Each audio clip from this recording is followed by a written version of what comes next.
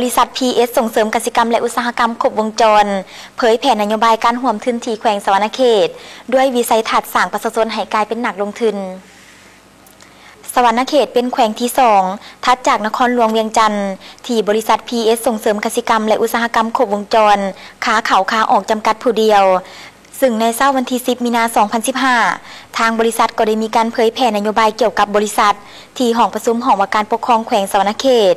โดยมีท่านดร.สุพันธ์แก้วมีไซเจ้าแขวงสะหวรรณเขตมีแผนกการเกี่ยวข้องและเมืองเป้าหมายห่วมรับฟังท่านนางสุกนาลีเทพศรีเมือง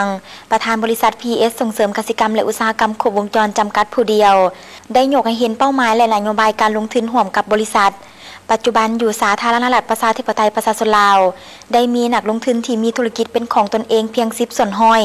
ส่วน90 ส่วนห้อยแม่นผู้บริโภคฉะนั้นบริษัทจึงวางวิสัยทัศน์สร้างให้ประชาชนกลายเป็นนักลงทุนด้วยวิธีสร้างสหกรณ์แบบใหม่สร้างโอกาสให้ประชาชนเป็นเจ้าของธุรกิจด้วยการระดมทุนจากประชาชนมาลงทุนร่วมกันแล้วแบ่งปันผลกำไรให้ประชาชนก็คือผู้ที่เป็นสมาชิกแน่ใส่เพื่อบ่ให้ผลกำไรออกต่างประเทศเหมือนกับบริษัทอื่นที่กู้เงินจากต่างประเทศแล้วส่งดอกเบี้ยแทนที่ลงทุนอยู่ประเทศตนเองต้องสร้างผลกำไรให้ประชาชนตนมีรายรับแนวคิดของบริษัทนี้ก็เพื่อลงทุนเองลงทุนร่วมกันและสร้างรายรับเองเหตุผลก็คือว่าบริโภคผลิตภัณฑ์ที่ตนลงทุนเพื่อให้ตนเองมีรายรับแบบหมุนเวียนเพราะว่าในแต่ละวันเฮาเองก็ได้ซื้อสินค้าและผลิตภัณฑ์ของตนอยู่แล้วเป้าหมายบริษัทแม่นผลิตน้ำดื่มผลิตข้าวซีนอาหารผลิตพืชผักอินทรีย์ตอบสนองเครื่องอุปโภคและบริโภคซึ่งในปัจจุบันได้ผลิตน้ำดื่มเป็นน้ำดื่มที่มีคุณภาพจากธรรมชาติน้ำมีคุณค่ามหาศาล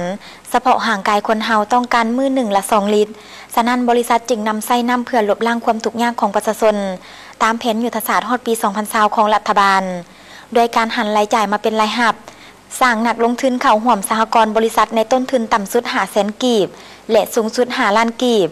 ซึ่งรายได้จากการปันผลที่บริษัทนำเสนอมี3แบบคือจากการปันผล4 ส่วนห้อยต่อเดือนจากยอดขาย24 ส่วนห้อยของต้นทุน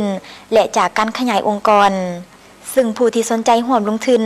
สามารถพัวพันตัวแทนบริษัทประจำแขวงเพื่อเข้าใจวิธีสมัครและสิทธิพิเศษของผู้ร่วมทุนกิจการกรณีการส่งเสริมจากภาครัฐแนใส่สุกยู่การผลิตเป็นสินค้าด้วยการยู่แฮงกระบวนการผลิตเป็นการเปิดโอกาสให้ประชาชนและผู้สนใจได้กลายเป็นนักลงทุนจากนี้ผู้เข้าร่วมยังได้ประกอบคำเห็นและซักถามถึงการบริหารงานรวมทั้งความมั่นคงของบริษัทดังกล่าวแต่ทั้งหมดเหล่านั้นล้วนแต่ผ่านกระบวนการยุติธรรมและการติดตามของภาครัฐแต่ละขั้น